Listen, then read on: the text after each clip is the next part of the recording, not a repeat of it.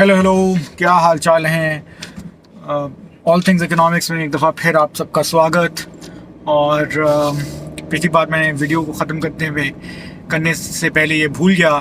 कि आप सब लोगों को अली आफ्ताब को के चैनल को सब्सक्राइब करना है, बेल आइकन को क्लिक करना है, वीडियोस को शेयर करना है, चैनल्स की तशहीर करनी है। मुझे अगर आप ट्विटर पे फॉलो करना चाहते हैं तो इकॉन अलिफ मेरा ट्विटर के ऊपर हैंडल है, उसके ऊपर आप मुझे फॉलो कर सकते हैं। मैंने सोचा इस बार ये मैसेज पहले ही दे देना चाहिए ताकि मैं भूल ना जाऊँ। आज की जो मैं वीडियो असल में बनाने लगा हूँ उसकी वजह ये है कि जो मैंने पिछली वीडियो बनाई डार साहब के रिटर्न के ऊपर, वापसी के ऊपर, टार्जन की वापसी जो थी उस पर हमने टार्जन ही बल्कि हमें कहना चाहिए डार्जन की वापसी तो डार्जन की वापसी थी, उसके ऊपर जो वीडियो बनाई उस पर कुछ लोगों ने सवाल किया कि आपने डार साहब के सिर्फ नेगेटिव पॉइंट्स ही दिए हैं। फिर मैंने कुछ देखा कि कुछ इंटरनेट के ऊपर भी कुछ लोगों ने एक्सप्लेन करने की कोशिश की कि डारोनॉमिक्स जो है, यानी कि वो पॉलिसियाँ, एक माशी पॉलिसियाँ जो डार साहब ने अपने टेन्योर में as a finance minister follow की थी, उनको डारोनॉमिक्स कहा जाता है। तो वो क्या है, और मुझे कुछ उनसे बेसिक इख्तलाफात थे उन एक्सप्लेनेशन से कि वो क्या है। ज़ाहिर बात है जब चीज़ों को समझाया जाता है तो मैं ये तो मानता हूँ कि उनको ज़रा सादा करके और आम ज़ुबान में समझाया जाता है, लेकिन उस एक्सप्लेनेशन में अगर आप अगर उसको इतना सादा बना दें कि उसका जो असल है वो छुप जाए तो वो मेरे ख़्याल में कोई ख़ास अच्छी बात नहीं है। तो ये मेरी तरफ से एक कोशिश है, एक अटैम्प्ट है टू एक्सप्लेन या ये समझाने की कि डारोनॉमिक्स असल में है क्या। तो एक तो बात जो सबसे पहले हम सबको मालूम है, मैंने पिछली बार भी वीडियो में की थी, वो ये कि डार साहब जो हैं उनकी एक ऑब्सेशन है कि वो डॉलर को एक ख़ास हद तक रखें। जो उनका पिछला टेन्योर था उसमें उनकी ऑब्सेशन थी कि वो उसको 100 के आसपास, 100 रुपये का एक डॉलर रखें, बल्कि कोशिश तो उनकी ख्वाहिश उनकी शायद ये हो कि वो 100 रुपये से कम रहे, लेकिन वो उनके लिए मुमकिन नहीं था। तो 100 के आसपास बेशतर टाइम पीरियड के अंदर वो 100 के आसपास ही करता रहा हवर, और उसके बाद आखिर में जाके जब ये इसको मेंटेन करना नामुमकिन हो गया, तो फिर आपने देखा कि डॉलर जो है वो आहिस्ता आहिस्ता स्लाइड करके बाय द टाइम ये जब मेरे ख्याल में जब आप ये हुकूमत छोड़ के गए हैं तो डॉलर तकरीबन मेरे ख्याल में डार साहब जब नवंबर 2017 में गए तो डॉलर जो था वो 110 रुपये तक का था, if I recall it correctly. और by the time Miftah Ismail गए हैं तो ये 115 से 120 रुपये के दरमियान मेरे ख्याल में हवर कर रहा था, या इससे थोड़ा सा ज़्यादा। लेकिन उस टाइम पे बाय दैट टाइम ये बहुत मुश्किल हो गया था कि डॉलर को आप 100 रुपये के ऊपर आप उसको रख सकें। अच्छा, डॉलर जो है ये इसकी प्राइस जो है, इसका एक्सचेंज रेट जो है वो किस तरह से तय होता है। हमारे यहाँ माशी जो एक्सपर्ट्स हैं मुख्तलिफ़ किस्म के, उनको ये बात कहने की बहुत शौक़ है कि हर चीज़ जो है, हर चीज़ की कीमत जो है उसकी सप्लाई और डिमांड जो है वो सेट करती है। और किसी भी चीज़ की, किसी भी कमोडिटी की सप्लाई ज़्यादा हो जाएगी तो उसकी प्राइस गिर जाएगी, अगर डिमांड बहुत ज़्यादा हो जाएगी तो प्राइस चढ़ जाएगी, सप्लाई कम हो जाएगी तो वगैरह वगैरह इस तरह की चीज़ें। ये बात कुछ हद तक दुरुस्त है, इसमें कोई शक नहीं है कि जी सप्लाई और डिमांड जो हैं वो दोनों ऐसी क़ुव्वतें हैं जो कि जो कमोडिटीज़ हैं, अजनास जिनको हम कहते हैं, चीज़ें जो हम बाज़ार से ख़रीदते हैं या सर्विसेज भी, उनकी जो कीमत तय होती है उसके अंदर एक अहम किरदार अदा करती हैं। लेकिन चीज़ों की कीमतें सिर्फ इस वजह से तय नहीं होती। चीज़ों की कीमतों की तय होने की वजह जो है वो बहुत सारी और चीज़ें भी हैं। मसलन ये कि डॉलर के आने से पहले मैं ये बताऊं कि कोई अगर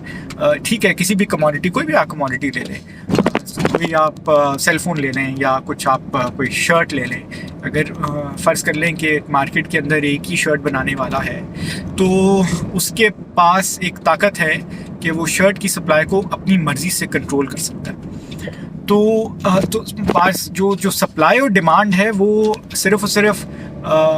ये इस तरह नहीं है कि जी अच्छा एक any given point in time क्या है। विद द लॉन्ग रन कुछ एजेंट्स के पास, इकोनॉमिक एजेंट्स के पास, मार्केट मंडी के अंदर जो लोग बैठे हुए हैं, चाहे वो सारिफ हैं, चाहे वो पैदा करने वाले लोग हैं, प्रोड्यूसर्स हैं या कंज्यूमर्स हैं, इससे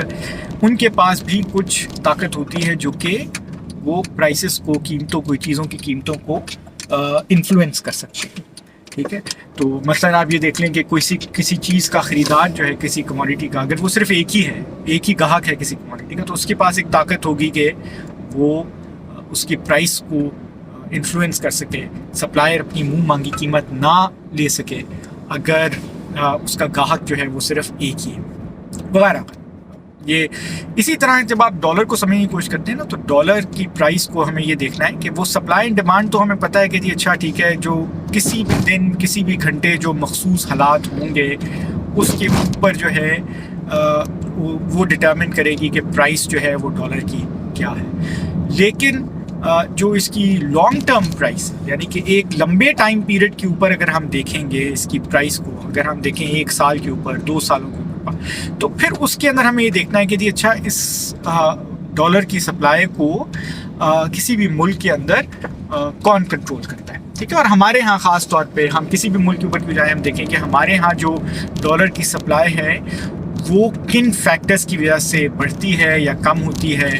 या और उनको कंट्रोल करने वाले लोग कौन हैं। तो उसके ऊपर जो है वो डिटर्मिन करेगा कि जी अच्छा इसकी प्राइस जो है वो वेरी कैसे करती है। ठीक है, तो उसमें कुछ एक्टर्स जो हैं वो इम्पॉर्टेंट हैं। मसलन फॉर एग्जांपल कि आपकी एक्सपोर्ट्स जो हैं वो बहुत इंपॉर्टेंट है कि डॉलर की सप्लाई जो है वो इकोनॉमी के अंदर कैसे मूव करेगी। एक्सपोर्ट्स अगर आपकी अर्निंग बढ़ेंगी तो जाहिर बात है कि डॉलर की सप्लाई जो है मुल्क के अंदर वो भी बढ़ जाएगी, क्योंकि वो लोग एक्सपोर्ट करके डॉलर ख़रीद के वापस लाएंगे। रेमिटेंसेस जो हैं वो एक और तरीका है कि डॉलर की सप्लाई जो है वो बढ़े मुल्क के अंदर। बाहर से जो बाहर रहने वाले जो पाकिस्तानी हैं वो जो पैसा कमा के वापस भेजते हैं वो डॉलर की सप्लाई में एक अहम किरदार अदा करता है। फिर लोकली जो है वो डॉलर जो है, हमने एक्सचेंज कंपनियां खोली हुई हैं, ये लोग डॉलर की मूवमेंट को कैसे इन्फ्लुएंस करते हैं, ये इसके अंदर एक किरदार अदा करते हैं। बट आई थिंक कि इनका मेरी ज़ाती और बड़ी हद तक नाकिस राय में ये जो एक्सचेंज कंपनियां हैं वो मेरे ख्याल में डॉलर की लॉन्ग टर्म सप्लाई को इतना ज़्यादा इन्फ्लुएंस नहीं करती, जो उनकी वो डे टू डे मार्केट के अंदर वेरिएशन है उसको इन्फ्लुएंस करती है। ठीक है, और जाहिर बात है उसका एक इम्पैक्ट प्राइस के ऊपर आता है। तो मैं ये नहीं कहना चाह रहा कि वो बिल्कुल भी इन्फ्लुएंस नहीं करते, लेकिन मेरे ख्याल में लॉन्ग टर्म के ऊपर इसका इम्पैक्ट उतना नहीं होता जितना उनका शॉर्ट टर्म में डे टू डे जो है इम्पैक्ट होता है। तो हमारे पास जो एक्सपोर्ट है और रेमिटेंसेस हैं उसके ऊपर जाहिर बात है जो हुकूमत की पॉलिसी है, फिर आपके जो बिजनेसमैन हैं, वो फर्म्स हैं जो प्रोड्यूस कर रहे हैं एक्सपोर्ट के हवाले से, वो लोग कौन हैं, वो किस किस्म की चीज़ें प्रोड्यूस कर रहे हैं, आया वो कंपेटिटिव हैं भी कि नहीं, या उन्होंने वो इन्वेस्टमेंट्स की भी हैं। इन सब का ताल्लुक जो है वो फर्म्स के अपने डिसीजन से है, इसका ताल्लुक फर्म्स के उन डिसीजन से है, उन फैसलों से है जो उन्होंने गवर्नमेंट की पॉलिसी के रिस्पॉन्स में ली है वगैरह वगैरह। तो एक कॉम्प्लिकेटेड सी चीज़ है। इसी तरह रेमिटेंसेस जो हैं वो उसके अंदर गवर्नमेंट की पॉलिसी का कोई बहुत ज़्यादा अमल दखल ना हो, ये नहीं है कि नहीं है, होता है बिल्कुल, कि किस किस्म की लेबर को इनकरेज किया जा रहा है कि वो मुल्क से बाहर जाके नौकरी ढूंढे, उसको अरेंज कैसे किया जा रहा है वगैरह वगैरह, उसकी स्किल्स क्या हैं, उसके अंदर गवर्नमेंट क्या रोल अदा करे, ये सारी चीज़ें बहुत इंपॉर्टेंट होती हैं। और फिर लेकिन जाहिर बात है क्योंकि ये मुल्क के अंदर काम नहीं करते, हमारे मुल्क के अंदर ये बाहर के मुल्कों में काम करते हैं, तो वहाँ पे माशी हालात क्या हैं, वो कितना पैसा भेज सकते हैं, कितना पैसा नहीं भेज सकते वगैरह वगैरह। प्लस ये कि वो किस किस्म का काम करें, वो ऐसा काम करें कि जो हाई स्किल लेबर है जिसके अंदर रिटर्न्स भी ज़्यादा हैं, या वो बिल्कुल एक लो स्किल लेवल किस्म की जॉब करें जिसमें रिटर्न्स इतने ज़्यादा नहीं हैं तो वो पैसे भी बहुत ज़्यादा। तो ये सारे मुख्तलिफ किस्म के फैक्टर्स हैं जो कि डिटर्मिन करते हैं लॉन्ग टर्म थोड़े से लंबे टाइम होराइजन के अंदर, डे टू डे से निकल के, हफ्तों और महीनों से निकल के अगर आप सालों के ऊपर जाएं तो ये वो फैक्टर्स हैं जो इन्फ्लुएंस करते हैं डॉलर की सप्लाई। जो एक तीसरा अहम फैक्टर है जो मैंने नहीं बताया, जो आम तौर पे तीसरी दुनिया के ममालिक के हुकूमतों के पास होता है डॉलर को की सप्लाई को चेंज करने का, कम या घटाने का या इंक्रीज़ करने का प्राइमरीली, वो है कि आप फॉरेन बोरोइंग कर सकते हैं। ठीक है, ये सारी चीज़ें जो हैं ये मदद देती हैं, तीनों चीज़ें जो हैं कि आपने बाहर से लोन उठा लिया, वो लोन आप कैसे उठा सकते हैं, बायलैटरल लोन्स होते हैं कि अच्छा आप डायरेक्टली दो एजेंसीज़ हैं, गवर्नमेंट एक तरफ है, दूसरी तरफ कोई और एजेंसी है, इंटरनेशनल डोनर एजेंसी है बड़ी, वर्ल्ड बैंक हो गया, ADB हो गया,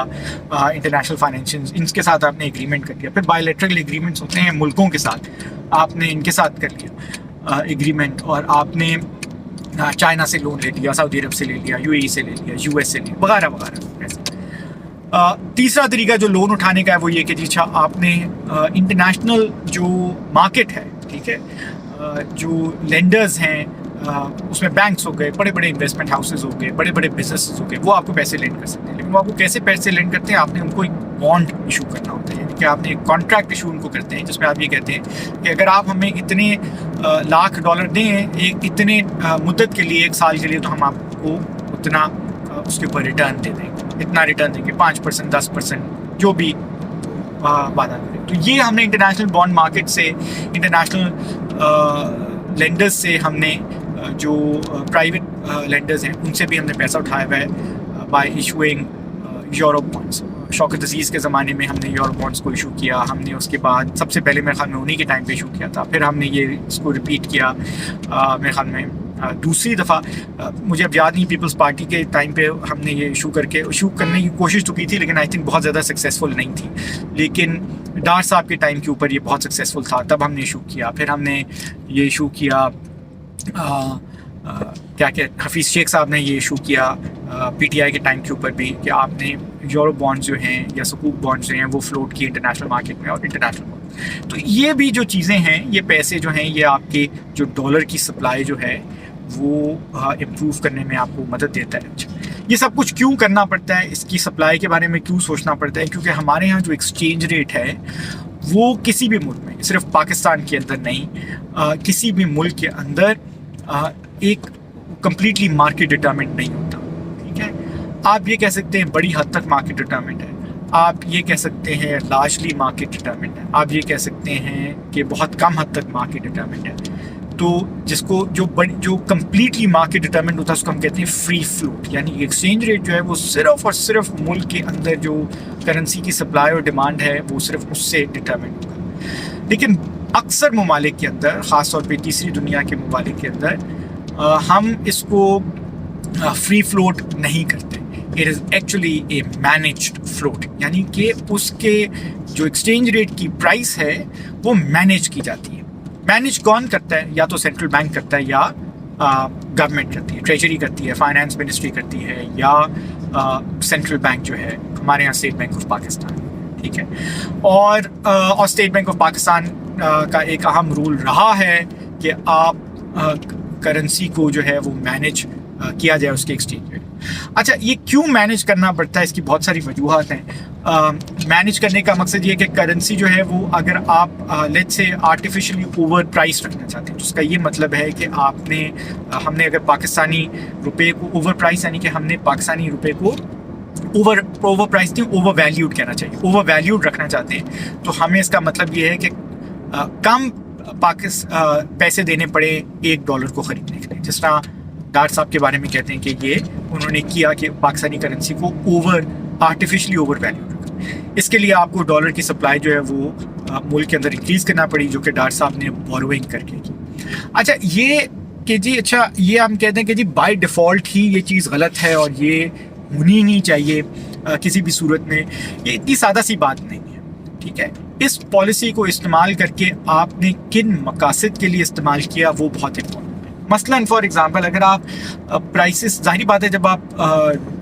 रुपये को ओवर वैल्यू रखेंगे तो इंपोर्ट आपकी सस्ती हो जाएगी। लेकिन आप क्या चीज़ें इंपोर्ट करें? अगर आप ऐसी मशीनरी इंपोर्ट करते हैं जिसको लगा के ऐसी फैक्ट्रियां बनाई जा सकती हैं जो आपकी एक्सपोर्ट अर्निंग्स को इंक्रीज़ करें, या ऐसी फैक्ट्रियां बनाएंगे जो कि इंपोर्ट तो आपने कर ली लेकिन सारा माल जो है वो जो भी चीज़ प्रोड्यूस करी हैं जो वो पाकिस्तानी के अंदर बेचें। ठीक है, और फिर ये कि वो जो फैक्ट्रियाँ हैं वो गैर मुल्की कंपनियाँ ओन करती हों। ठीक है, चाहे वो हमारे दोस्ताना ममालिक की हों या किसी और हमारे क्या कहते हैं ना दोस्त ममालिक की हों, लेकिन वो जिस मर्जी मुल्क से भी आई हों, वो यहाँ पे फैक्ट्रियाँ सेटअप करके यहाँ पे चीज़ें बेच के जो है उसके बाद अपना मुनाफा जो है वो डॉलर की सूरत में बाहर ले जाती हैं। ये बहुत फ़र्क पड़ता है कि जी अच्छा, आपने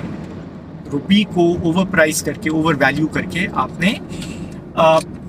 उसको किस मकसद के लिए इस्तेमाल किया। तो अगर तो इस पॉलिसी से हमारे पास एक्सपोर्ट अर्निंग्स जो हैं वो नहीं बढ़ रही, तो इसका मतलब ये है कि हमारी ये पॉलिसी जो है ये कोई कामयाब पॉलिसी नहीं है, इसके नुकसानात हैं। क्योंकि आप जो बोरो कर रहे हैं पैसे आर्टिफिशियली मेंटेन करने के, रुपी को ओवर वैल्यू रखने के, उसकी कॉस्ट फिर आपको आइंदा इमीडिएटली नहीं तो आइंदा आने वाले सालों में आपको भुगतना पड़ती है। मतलब वो ये कि हम ये कहते हैं ना कि मैंने पिछली वीडियो में भी कहा था कि यार हुन कर लेंदे ने ते बाद च देख लांगे, तो वो यही होता है कि जी अच्छा आपको अभी तो कोई उसकी कॉस्ट ही देनी पड़ती, लेकिन आगे आने वाले टाइम में, आगे आने वाले सालों में आपको ये कॉस्ट जो है इसकी प्राइस देनी पड़ती है। और वो प्राइस बड़ी सादा सी है कि आपको जो लोन जो आपने लिया हुआ है उसके ऊपर आपने इंटरेस्ट देना है, फॉरेन लोन जो आपने लिया हुआ है और उसको आपने प्रिंसिपल को वापस करना है। तो अच्छा, ये जो पॉलिसी थी ओवर वैल्यूड करेंसी की, ये कोई यूनिक पॉलिसी नहीं है कि जी अच्छा पाकिस्तान कोई अनोखा मुल्क है। दुनिया भर में इस तरह की पॉलिसियाँ जो हैं वो ख़ास तौर पे 50 या 60 की दिहाई में, जब बहुत सारे जो ग्लोबल साउथ के या ये तीसरी दुनिया के ममालिक थे, ये जब इंडस्ट्रियलाइज कर रहे थे, तो इन्होंने इस तरह की पॉलिसीज़ को अपनाया था। और जो लोग सक्सेसफुल थे जिन्होंने इसे इंडस्ट्रियलाइज किया, उनमें ये पॉलिसी को जब अपनाया गया तो उन्होंने इस पर बहुत, गवर्नमेंट ने टाइम स्पेंड किया, चेक्स और बैलेंसेस रखने की कोशिश की कि जी अच्छा हम इसका क्या कहते हैं गलत इस्तेमाल जो है वो अगर होता भी है तो उसको कंटेन कर सके, उसको एक ख़ास दायरे के अंदर ही रहने दें, उसको फैलना दें। वो हमारे यहाँ जिस तरह फॉर एग्जांपल में हम कह सकते हैं इन हाइंडसाइट के एटलीस्ट 2014 और 17 के दरमियान जब ये पॉलिसी अपनाई गई तो ये इस्तेमाल ये नहीं किया गया। तो अब ये हमने जब जो डार साहब ने जो दारूनॉमिक्स की जो उनकी पॉलिसी है कि जी आर्टिफिशियली आपने ओवर वैल्यूड रखा करेंसी को, वो इसलिए रखा कि जी अच्छा आपने उसको बोरोइंग की, फिर आपने बेतहाशा फॉरेन बोरोइंग करके आपने उसको ओवर प्राइस रखा, फिर आपने इसमें सिर्फ बॉन्ड के थ्रू पैसे नहीं है, आपने $3 बिलियन उस वक्त सऊदी अरब से भी मांगे जो उनको वापस चाहिए थे, आपने फिर बोरो किया, आपने यूएई से भी पैसे मांगे, आपने और जगहों से भी पैसे मांगे, चाइना से भी पैसे मांगे, तो उसके अंदर बोरोइंग जो थी का कंपोनेंट था वो अच्छा खासा था। फिर आपने उसको ऐसे क्या कहते हैं ऐसी फैक्ट्रियाँ लगाई, यानी कि पावर प्लांट्स लगाए जो कि इंपोर्ट करके जो थे वो अपना import bill over the next few years और मीडियम टर्म और लॉन्ग टर्म जो है वो पैसा डॉलर्स में आपको वापस नहीं कर सकते, क्योंकि वो एक्सपोर्ट ओरिएंटेड इंडस्ट्री नहीं थी, वो लोकली बिजली प्रोड्यूस करते थे। आप ये आर्ग्यू कर सकते हैं कि जी अच्छा, या PMLN वाले लोग ये आर्ग्यू करेंगे कि नहीं जी देखें बिजली का एक बहुत बड़ा मसला था, उस वक्त शॉर्टेज थी, हमने उसको हल कर लिया, यकीनन आपने हल कर लिया, और आपकी इंडस्ट्री जो थी वो बहुत बुरी तरीके से सफ़र करी थी, वो शॉर्टेज ख़त्म हुई तो उसकी जब उसका आउटपुट बढ़ेगा तो आपकी एक्सपोर्ट्स भी बढ़ जाएंगे। लेकिन ऐसा हुआ नहीं ना। जब आप एक्सपोर्ट्स को as a share of GDP देखते हैं तो डार साहब के टेन्योर में जो 2013 से शुरू हुआ और नवंबर 17 को ख़त्म हुआ, जुलाई 2013 से नवंबर 2017 तक, इन 4 सालों में exports as share of GDP आपको डिक्लाइन करती हुई नज़र आती, आपको बढ़ती हुई नज़र नहीं आती। इसी तरह आपका करंट अकाउंट डेफिसिट जो था वो यानी कि आपका जो एक्सपोर्ट और इम्पोर्ट के दरमियान फ़र्क है, ये ट्रेड डेफिसिट हो गया, प्लस ये कि जी आपके पास जो आपको बाहर से पैसे वापस करने हैं कर्ज़ों की मद में और सूद की मद में, और जो रिमिटेंसेस आपको आती हैं, इन सबको अगर आप इकट्ठा करके जमा करें तो जो आउटफ्लो है वो इनफ्लो से बहुत ज़्यादा बढ़ गया इन 4 सालों के अंदर। तो ये जो चीज़ें हैं ये हमने देखा कि उसके असरात जो थे वो हमें 2018 के अंदर भी नज़र आए, जब हमें IMF के पास जाना पड़ा हमें, और यही पॉलिसियाँ जो थी वो फिर PTI गवर्नमेंट ने भी कोशिश की किसी ना किसी तरीके से इनको करने के लिए, वो बहुत ज़्यादा सक्सेसफुली नहीं कर सके, क्योंकि मैंने पिछली वीडियो में भी कहा था कि इन पॉलिसियों को पे अमल पैरा होने के लिए आपको इंटरनेशनल क्लाइमेट भी देखनी पड़ती है, इंटरनेशनल इकोनॉमिक सिचुएशन भी देखनी पड़ती है कि वो फेवरेबल है कि नहीं, और वो PTI के दौर में एक फेवरेबल उनको नहीं मिली थी। ठीक है, अच्छा, डार साहब को एक सक्सेसफुल इकोनॉमिक वो कहते हैं कि जी अच्छा इन सक्सेसफुल पॉलिसीज़ की बात के साथ ये हुआ कि जी अच्छा देखिए उनके टाइम पे इन्फ्लेशन नहीं थी और उनके टाइम के ऊपर इकोनॉमी ग्रो करी थी। हम अक्सर ये बात भूल जाते हैं कि 2008 से लेकर 2013 तक का जो टाइम पीरियड था पाकिस्तान की इकोनॉमी के लिए वो बहुत बेतहाशा मुश्किल टाइम था। ठीक है, उसके अंदर आपकी इकोनॉमी जो थी वो बहुत ही स्लो पेस ग्रोथ के साथ इंक्रीज़ की, और टेररिज्म के बेशुमार मसले मसाइल थे, आपके पास जो था बिजली का बहुत बड़ा क्राइसिस था, तो इकोनॉमी जो थी ना वो बहुत ज़्यादा स्लो ग्रोथ उसके अंदर थी। तो उसके अंदर एक कैपेसिटी मौजूद थी कि आप इसको पैसा अगर इसके ऊपर खर्च कर सकें, इसके ऊपर खर्चें, तो आपके पास रिटर्न जो है वो भी आपको मिलेगा in terms of growth, in terms of economic expansion, etcetera etcetera. तो जो इकोनॉमी इनहेरिट की थी डार साहब ने, वो इस तरह वो एक बहुत ही जिसे कहते हैं स्लो पेस इकोनॉमी थी। उसके अंदर स्पेस जो थी पैसा खर्चने की वो बेतहाशा ज़्यादा थी, ठीक है। और अगेन वो ये बात है कि आप ऐसी इन्वेस्टमेंट करें जिससे आपको लॉन्ग टर्म रिटर्न हो और आपके पास लोगों की स्किल सेट्स बढ़े हैं, आपको जो फार्म्स लग रही हैं, फैक्ट्रियाँ लग रही हैं, वो ऐसा चीज़ें प्रोड्यूस करें जो आपको एक्सपोर्ट अर्निंग्स में मदद करें। ये एक अपॉर्चुनिटी थी जो कि उन्होंने उस वक्त हमने नहीं की, ठीक है। हमने सोचा यही कि जी अच्छा हमारे पास बेहतर ये चीज़ है कि हम पावर प्लांट्स लगाएं और वो एक्सेस कैपेसिटी में चले जाएं। बहुत महंगे महंगे किस्म के हमने उनके साथ एग्रीमेंट्स कर लिए। उन एक पावर प्लांट्स को लगाने के लिए हमें हमारी फर्म्स ने भी पैसे बोरो किए, हमने भी पैसे उसके लिए बोरो किए वगैरह वगैरह। तो वो ये सब चीज़ें जो हैं ये हमें वो जो पॉलिसियाँ हैं उनके जो हमें समरात मिलने चाहिए थे सपोजिटली वो हमें नहीं मिले। तो ये एक सवालिया निशान है कि जी अच्छा। दूसरी बात ये कि हमारे पास एक और बात कहते हैं कि देखें जी इन्फ्लेशन लो थी, इंटरेस्ट रेट भी लो थे। हम ये मैंने अभी इतना जो लंबा चौड़ा एक्सप्लेन किया कि एक्सचेंज रेट जो है जो प्राइस है डॉलर की इन टर्म्स ऑफ रुपीज़, वो आप खाली अकेला नहीं डिटरमिन करते, वो आप सिर्फ सप्लाई है। ये नहीं कह सकते कि जी अच्छा उसकी प्राइस जो है ना वो ये सिर्फ डॉलर की शॉर्टेज, डॉलर की सप्लाई और डिमांड से या बाकी फॉरेन करेंसी की सप्लाई एंड डिमांड से ही डिटरमिन होगी। हमारे पास जो हमारी जो मॉडर्न मीशत है, जो सरमायादारी निज़ाम है, कैपिटलिस्ट इकॉनमीज़ हैं, और ग्लोबली और सिर्फ पाकिस्तान का मसला नहीं, ग्लोबल साउथ में और पूरी दुनिया में मसला ये है जहाँ पे अमेरिका के अलावा जहाँ पे डॉलर जो है वो इस्तेमाल नहीं होता एज लोकल करेंसी। तो वहाँ पे इशू ये है कि आपका एक्सचेंज रेट और इंटरेस्ट रेट के दरमियान जो है एक आपको क्या कहते हैं एक एक्सचेंज एग्जिस्ट करता है। यानी कि अगर आपने एक को कंट्रोल करना है तो आपको दूसरे को आपको अपना कंट्रोल छोड़ना पड़ेगा, और अगर आपने दूसरे को कंट्रोल करना है तो पहले पे अपना कंट्रोल। तो अगर आप इंटरेस्ट रेट को लो रखना चाहते हैं तो आपको एक्सचेंज रेट को जो है वो कुछ उसको आपको थोड़ा सा रिलेटिवली मैनेज फ्लोट जो है उसके ऊपर अपना कंट्रोल जो है वो कम करना पड़ेगा। अगर आप एक्सचेंज रेट को मैनेज करना चाहते हैं तो आपको इंटरेस्ट रेट के ऊपर अपना कंट्रोल छोड़ना पड़ेगा, वो फिर आपको। तो ये चीज़ें जो हैं ये हमारे पास अब इसके अंदर क्या है, जिन सक्सेसफुली कंट्रीज़ ने लो इंटरेस्ट रेट जो है वो मेंटेन किया है, वो सिर्फ उस सूरत में किया है जहाँ पे आपके पास जो फॉरेन करेंसी की इनफ्लोज जो हैं through export earnings, through foreign direct investment, through remittances वो बहुत ज़्यादा है। अगर आपके आउटफ्लो से वो ज़्यादा हैं और आप फॉरेन करेंसी रिजर्व्स को एक्यूमुलेट कर सकते हैं तो आपके पास एक स्पेस रहती है कि इन दोनों को आप अपनी मर्ज़ी से मैनेज कर सकें। ये डिपेंड करता है कि आपके लेवल ऑफ फॉरेन रिजर्व्स जो एक्यूमुलेट हो रहे हैं वो कितने ज़्यादा हैं, उसका साइज़ क्या है, वो आपको हेल्प करेगा कि अच्छा आपने एक्सचेंज रेट और इंटरेस्ट रेट को मैनेज करना है। लेकिन अगर आपका आउटफ्लो जो है वो आपके इनफ्लो से ज़्यादा है तो फिर आप इन दोनों को इकट्ठे मैनेज नहीं कर सकते। फिर आपको ये जो है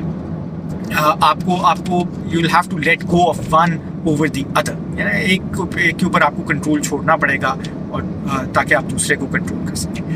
डार साहब ने इसकी गिद्दर सिंगी ये निकाली कि उन्होंने कहा कि देखें एक्सपोर्ट अर्निंग्स तो बहुत ज़्यादा बढ़ नहीं रही, फॉरेन डायरेक्ट इन्वेस्टमेंट भी नहीं आ रही हमारे पास, और हमारे पास जो है रेमिटेंस जो है वो तो जितने आ रहे हैं वो भी बहुत ज़्यादा नहीं बढ़ रही। हम क्या करते हैं, हम फॉरेन बोरोइंग कर देते हैं। हम दोस्त ममालिक से पैसे मांग लेते हैं कि यार $3 बिलियन हमारे स्टेट बैंक में रख दो या $1.5 बिलियन रख दो, इससे जाके मांगिए उससे जाके मांगिए। एक आर्टिफिशियल रिजर्व आपने क्रिएट किया जो कि जिसने आपको अलाउ किया कि आप कुछ अरसे तक आर्टिफिशियली इन दोनों चीज़ों को मैनेज कर सकें। क्योंकि जब उन लोगों को पैसे वापस देने के बारे में बात आई तो आपके पास कोई और सोर्स नहीं था कि आप उस पैसे को किस चीज़ से रिप्लेस कर सकें। ठीक है। अगेन ये पॉलिसियाँ in and of it self जो हैं, ये अपनी ज़ात के अंदर बुरी पॉलिसियाँ नहीं हैं कि जी अच्छा इनके साथ कोई अपनी ज़ात के अंदर कोई मसला है। मसला ये कि इन पॉलिसियों को इस्तेमाल करके या इम्प्लीमेंट करके हम क्या मकासद हासिल करना चाहते हैं। आप ज़रूर मांग लें सऊदी अरब से, यूएई से पैसे $6 बिलियन, $5 बिलियन अपने स्टेट बैंक में रखवा लें, जब जितना भी आपको वो दे सकें और आप उसको रख सकें आसानी से, आप ज़रूर रखवा लें। लेकिन अगर आपने वो टाइम पीरियड जितनी देर के लिए 3 साल 5 साल जितना का भी उन्होंने प्रॉमिस किया है आपसे, आपने उसके अंदर कोई और स्ट्रैटेजी सोची कि अच्छा ये जब चले जाएंगे तो इसको हम किससे रिप्लेस करेंगे। अगर आपकी स्ट्रैटेजी ये थी कि इसको हम मज़ीद पैसा बोरो करके रिप्लेस कर लेंगे ना, तो ये बहुत बुरी स्ट्रैटेजी। ये वो पॉलिसी है जो कि अपनाएंगी जिसकी वजह से डारोनॉमिक्स जो है वो कोई successful set of policy measures नहीं है, बल्कि जब डार्जन की वापसी हुई है तो हमें मेरे जैसे जो कुछ इकोनॉमिस्ट हैं उनको थोड़ी सी तशवीश हुई है कि अगर अब हम वापस उसी की तरफ चलेंगे तो ये कोई इकॉनमी के लिए जो कुछ भी होगा अगले 6 महीने साल जितनी देर के लिए भी ये रहते हैं, जो इकॉनमी के साथ जो कुछ भी होगा वो शायद उसके बहुत अच्छे नताइज सामने ना आए। इस पे मैं अपनी वीडियो ख़त्म करूँगा। आज की वीडियो बहुत लंबी होगी। मैंने बहुत डिटेल से तसल्ली से मैं चाह रहा था कि आप सब लोगों को ये एक्सप्लेन करूँ कि ये चीज़ें हैं क्या, और अपनी जो मेरी भी समझ है, जो भी मुझे समझ में आता है उसके अंदर मैं एक्सप्लेन करूँ। और अगर कोई सवालात हैं तो ज़रूर पूछिए। मैंने जैसा शुरू में बताया था, अली आफ्ताब के चैनल्स को सब्सक्राइब कीजिए, शेयर कीजिए, मुझे ट्विटर के ऊपर इकॉन अलिफ के ऊपर फॉलो कीजिए, और वीडियोस के नीचे कमेंट्स दिए। मिलते हैं आपसे अगली वीडियो में। शुक्रिया।